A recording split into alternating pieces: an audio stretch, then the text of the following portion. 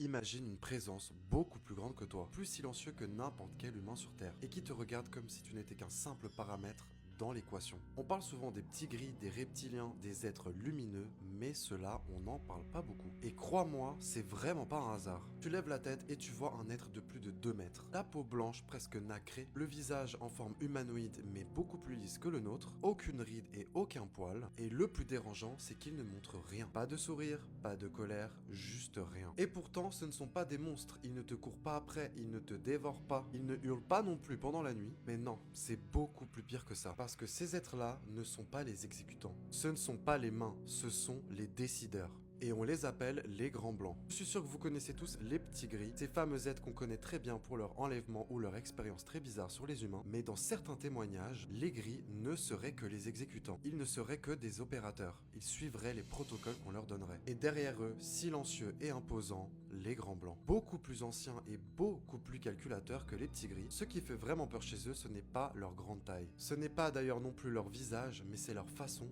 de penser. Pas de pitié, pas d'amour, pas de haine non plus, pas d'empathie, ils ne te torturent pas par plaisir, ils ne te poursuivent pas par plaisir, et ils ne vont en aucun cas te sauver par bonté. Ils évaluent, ils observent et ils optimisent. Et pour eux, tu n'es pas une personne, tu n'es pas un être biologique, tu n'es simplement qu'une donnée dans leur équation, ou plutôt dans un système. Et ça, c'est peut-être la chose la plus glaçante qui puisse exister. Un être intelligent qui ne te veut ni du bien, ni du mal. Les grands blancs ont un certain regard sur l'humanité. Ils ne la voient pas du tout comme une grande civilisation à en devenir. Ils ne nous voient pas non plus comme des petits frères ou petites sœurs galactiques à sauver, ni comme une menace à éliminer. Heureusement d'ailleurs. Mais pour eux, nous sommes une anomalie consciente. On crée, on détruit, on aime, on rebâtit, on s'éveille, on s'endort, on évolue, on régresse. En bref, on est imprévisible et l'imprévisible, ça ne se contrôle pas. Ça s'observe. Dans certains témoignages, on raconte que les grands blancs auraient passé certains accords. Mais plutôt des accords discrets, si vous voyez ce que je veux dire. Je vais essayer d'être soft parce que si j'en dis trop, je risque d'être